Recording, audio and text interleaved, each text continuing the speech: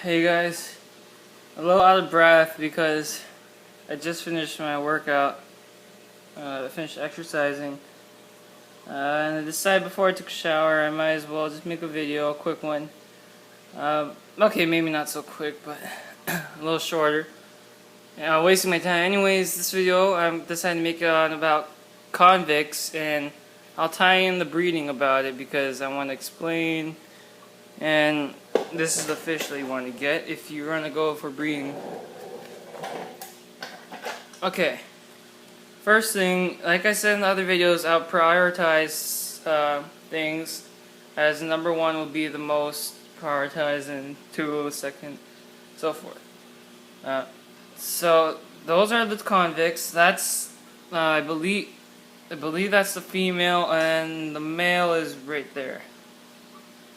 They're nice looking ones. They're black and black striped, kind of grayish body. Sometimes it's a little more bluish, but more or less gray. So number one, I would just tank mates. Now they are in the family of cichlids. As you can see, they already chase each other around. They are a pair, and they do breed, so it's just normal to see that. So tank mates. As you can see, the datinoid is fine living with him. You want to get something that's same size or bigger, nothing smaller. It might be harassed, not well. He's even harassing his own mate, so get something bigger, something that can handle. I suggest either getting no tank mates. Actually, that's my recommendation first. Or if you are going to choose tank mates, choose other little bigger cichlids, not big enough to eat them though. And plecos are a great tank mate. Cynos or squeakers is what I call them, because they make little squeaking noises. That's one over there. He's usually up in that plant for the day, and at night he's around. Yeah, I would say most catfish are better off, especially plecos. Plecos are number one tank mate. Number two, tank setup. Okay, actually tank size. I'd say minimum for just the pair, or yeah, I actually want to get a pair, and I'll go into that as the third step. Minimum tank size is 20 gallons. I'm saying this because when they are not breeding, as you can see, they're already chasing each other around. So 20 gallons is sufficient enough to get a lot of, so you can get like half open swimming space and half plenty of plant cover or bigger leaves, so they can hide under. Like the female can take cover, because the male is very aggressive when not even when in breeding a little bit. I'll try to capture another moment when they're breeding. When you see the eggs. So third thing, what was I gonna say about that? I'll come back to it. I don't know, I kind of forgot. And third thing is lighting. Usually when I put them in, they've been in here for about a couple months, so they're kind of used to the light going on and off. But they don't like bright lights, in my opinion. That's just my experience.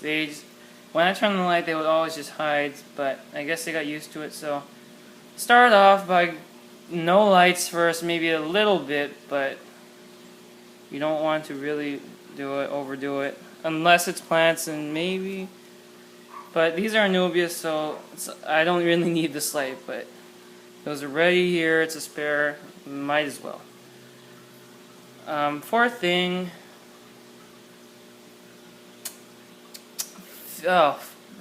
breeding. What the breeding behavior is, and how to make sure you get a pair. Make sure you ask. I would say ask the pet store owner first if he can help you, but just so you can clarify, like check his information with the information I'm giving you. So just make sure you're getting the deal that you want. The males have like the pinkish stomach, a little bit pink. When they're a little older, like him, he's not really. Oh, it's kind of pink, but you can't really see it unless I go really close. The females are a little. I don't know where she. Oh, the females are a little lighter in color, a little more lighter gray compared to the male, which is a little more black. And the male is a little more colorful, bigger, longer fins, like kind of like a male beta fighting fish. So once you know that it's a pair, confirm it. And then, by the way, they're pretty cheap, like $2, maybe $4 being the max, but I don't see that happening anywhere. So you just go ahead and get yourself a pair if you're new to the hobby. It's a great fish. It's very responsive, and it breeds quite easily. Now this goes into my next step. Feeding. Just give it occasional flakes. Give it a good staple pellet. Like I'm using this one. New Life Spectrum cichlid formula, meant for all kinds of cichlids. So, and the pellet is 1 millimeter. Unfortunately, it was the only size available at the time, and I just had to get it. So, you can get that size, but you're gonna have to feed a little more. It's great; it enhances their colors, and actually, you could just feed that as the only diet, and then a few days later, they'll breed in the tank. If your tank is properly set up.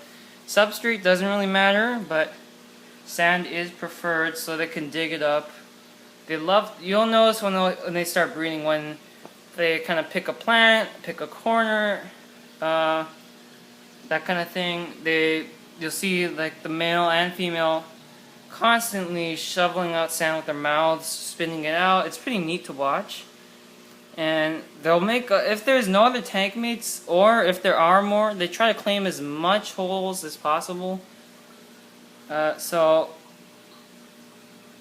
you'll see that happening, and then you'll know that they're breeding because they're together all the time, and they don't come up to feed really. I mean, you gotta kind of get the sinking pellets too. That's why I recommend to sink in front of them, because they like to guard when they're breeding. Like even the pleco was terrified, and so he kind of retreats to this corner because luckily they bred over here in that back corner.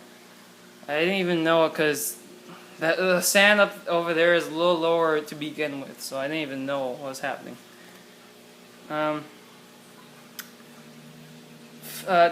Once they breed, this is my last step, just to care for the fry.